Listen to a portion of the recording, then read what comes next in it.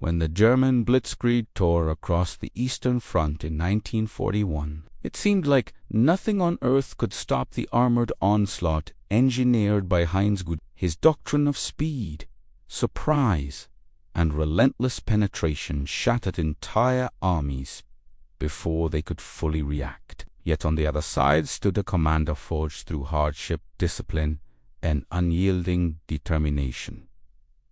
Georgy Zhukov. Their collision was not just a meeting of armies, but a confrontation between two military philosophies that would reshape the trajectory of World War II. This was the moment when the unstoppable force of Blitzkrieg slammed into the immovable steel of Soviet resilience. What followed was a contest of intellect, endurance, and sheer willpower that tested both commanders at the highest possible stakes. As the German spearheads closed in on Moscow, the world held its breath, waiting to see whether Guderian's lightning pace would finally break the Soviet Union. Instead, it became the battle where Zhukov's unbreakable resolve rose to meet the storm and altered history's most brutal front forever. To understand this monumental clash, we first need to examine the commanders who shaped it. Heinz Guderian was not just another general. He was the architect of a new way of war that fused armor, mobility, and shock into a single devastating formula. His ideas had already crushed Poland and France in record time, giving him an aura of invincibility as German forces turned toward the Soviet Union. Across the battlefield stood Georgy Zhukov, a commander defined not by flashy maneuvers, but by discipline, strategic patience, and a willingness to endure staggering pressure. Zhukov was a problem solver who understood the brutal realities of fighting a technologically advanced enemy. He rose through the ranks not because of favor, but because he repeatedly proved he could turn chaos into order when the stakes were highest. His earlier victory against Japan at Kolkengau demonstrated his mastery of timing, logistics, and concentrated counterattack skills that would become decisive in 1941. By the time Germany launched Operation Barbarossa, Zhukov already possessed the mindset needed to confront a fast-moving, aggressive opponent like Guderian. Operation Barbarossa introduced the largest invasion force in human history, and the speed of the German advance shocked the world. Soviet defenses crumbled under the sudden pressure, and within weeks, entire armies were encircled and destroyed. Yet, amidst this devastation, the Soviet command realized that only a leader capable of resisting the psychological terror of Blitzkrieg could stabilize the front. This was the moment Zhukov began emerging as the one commander able to match the Germans not in speed, but in resilience. The stakes were existential. If Moscow fell, the Soviet Union itself might collapse. Guderian's armored groups were racing toward the capital with unprecedented momentum, believing victory was within reach. Meanwhile, Zhukov was preparing a defense that would test every principle of both German aggression and Soviet independence. Their confrontation would become not only a defining moment of the Eastern Front, but one of the pivotal turning points in the entire Second World War. Before their armies exchanged fire, Zhukov and Guderian were already locked in a duel of doctrines that defined their strategic identities. Guderian believed war was won by collapsing an enemy's ability to react, not by grinding them down over time. To him, speed was the ultimate weapon, allowing armored spearheads to fracture command structures before defenses could form. Zhukov, however, viewed war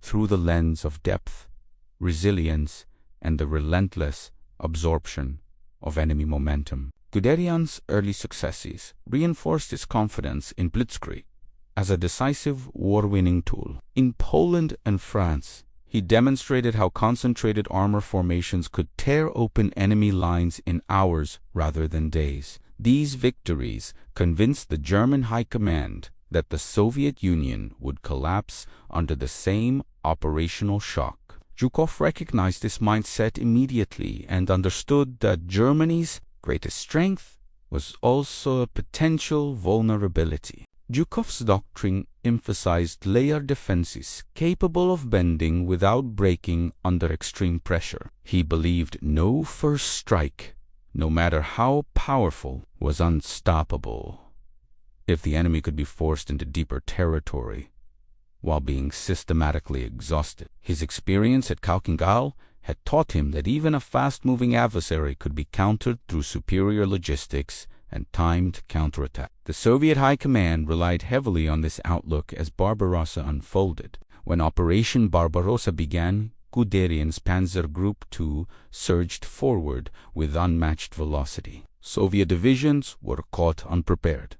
Communications fractured, and entire sectors collapsed in days. This moment validated everything Guderian had argued about modern warfare's need for decisive breakthroughs. Yet beneath the chaos, Zhukov recognized that Germany's rapid advance required dangerously extended supply lines. As the Germans approached Smolensk, the first significant structural clash between blitzkrieg and deep battle began to materialize. Guderian sought immediate encirclement, believing quick operational victories would cascade into strategic collapse. Zhukov pushed for counterattacks not to destroy the Germans outright, but to slow their tempo and force them into repeated, costly engagements. This approach marked the beginning of a doctrinal chess match that would dominate the coming months. Smolensk became the earliest demonstration of the friction between German precision and Soviet industry. Guderian executed sweeping maneuvers with his characteristic confidence, capturing tens of thousands of prisoners. But for the first time, he noticed the Soviets were not breaking psychologically. Despite overwhelming losses, Zhukov's doctrine had begun shaping Soviet reactions even before he fully assumed the responsibility for the defense of Moscow. The German advance remained fast, but its efficiency was no longer absolute. Soviet factories moved east, reserves mobilized, and command structures slowly adapted to the pace of Blitz. Zhukov argued that Germany could not maintain high-speed operations across such massive geographies without suffering logistical degradation. This reasoning would eventually prove critical as Guderian pushed toward Moscow. After the initial shock of Barbarossa, Guderian intensified his operations with even greater ambition. His panzers ripped through Belarus, forming vast encirclements that devastated Soviet armies. The Battle of Smolensk became a symbolic high point for the Blitzkrieg doctrine as tens of thousands were captured. Guderian believed the Soviet Union was collapsing exactly as he had predicted. Yet the deeper his forces advanced, the more they encountered the strategic consequences of Zhukov's philosophy. Soviet counterattacks, though often costly, disrupted German momentum in ways Blitzkrieg was never designed to address. Guderian noticed that the Red Army reappeared again and again, even after suffering catastrophic losses. This constant regeneration baffled and frustrated the German High Command. Zhukov understood that time was his greatest ally and Germany's greatest enemy. Every kilometer the Germans gained stretched their supply lines further and drained their operational tempo. He forced the Wehrmacht into repetitive engagements that consumed fuel, manpower, and tactical surprise. This represented a deliberate attempt to erode the fundamental advantages of Blitz. The introduction of the T-34 and KV tanks further complicated Guderian's operations. These machines were difficult to destroy with standard German anti-tank weapons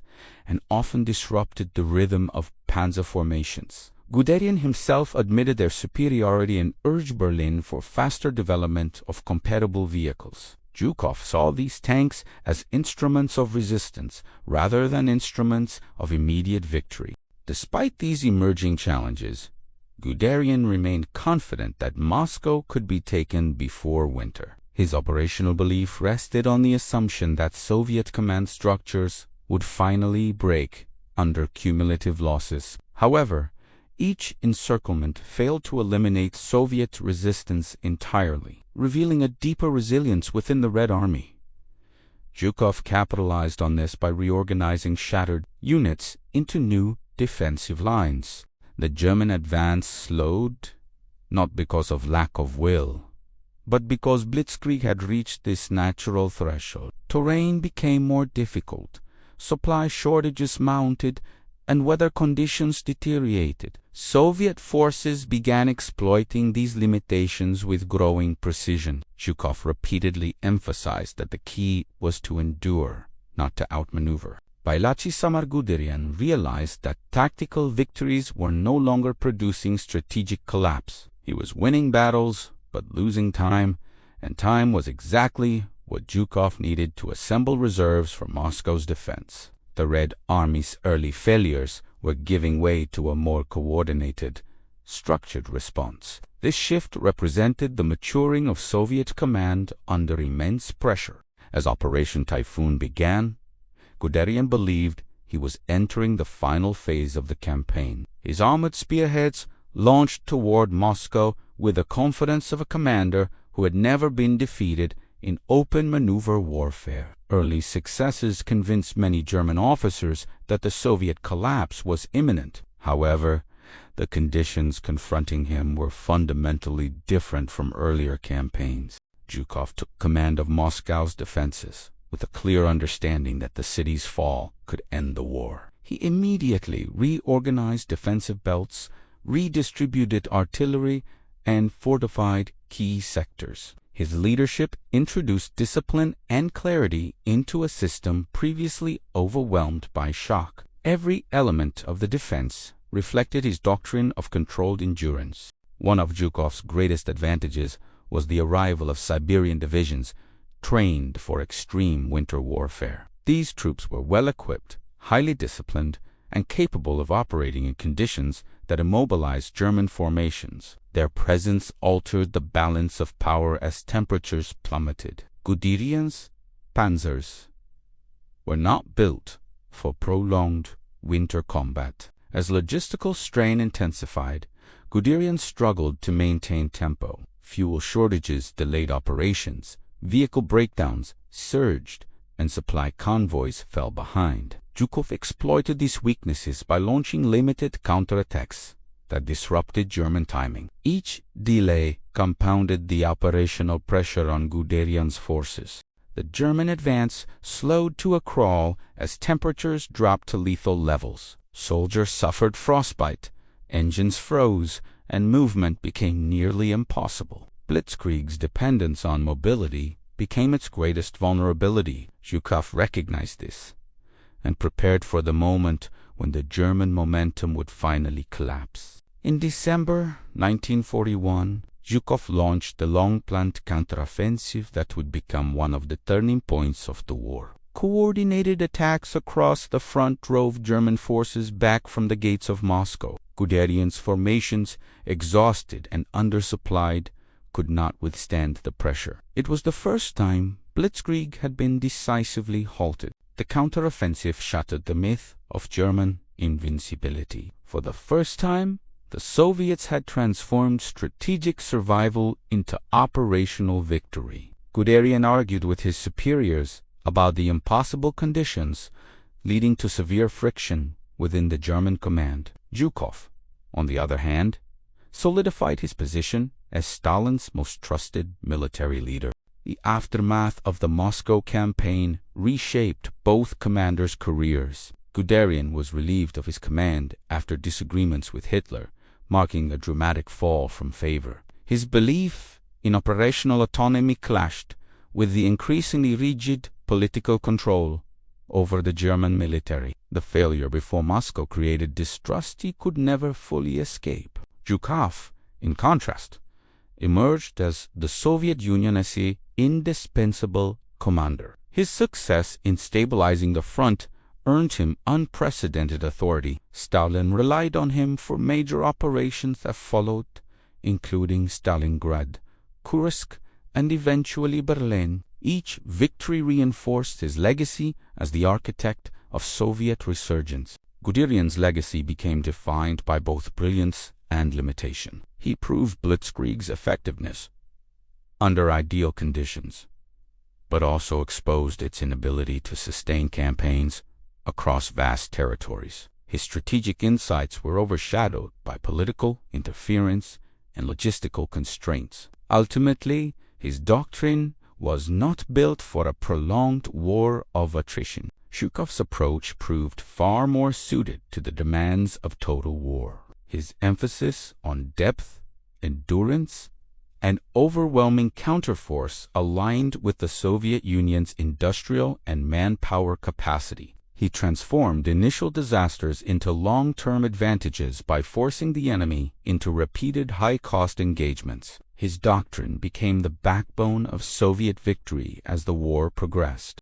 The Eastern Front's later battles reflected the long-term results of this doctrinal collision. German forces continued to achieve local tactical successes, but were unable to regain strategic momentum. Soviet armies, guided by Zhukov's principles, launched offensives of increasing power and sophistication. The initiative shifted irreversibly to the Red Army. By 1945, the contrast between the two commanders was unmistakable. Guderian struggled within a failing system that no longer trusted its own officers. Zhukov entered Berlin as the commander who had carried the Soviet Union from near collapse to overwhelming victory. Their divergent paths illustrated the consequences of strategic adaptability versus rigid doctrine. Historians continue to debate the comparative merits of their approaches. Guderian's tactical genius remains unquestioned, but its strategic limitations are equally acknowledged. Zhukov's methods were often brutal, but they aligned perfectly with the demands of existential warfare. In the end, survival and victory validated his philosophy. The confrontation between Zhukov and Guderian remains one of the most revealing episodes of World War II because it exposes the strengths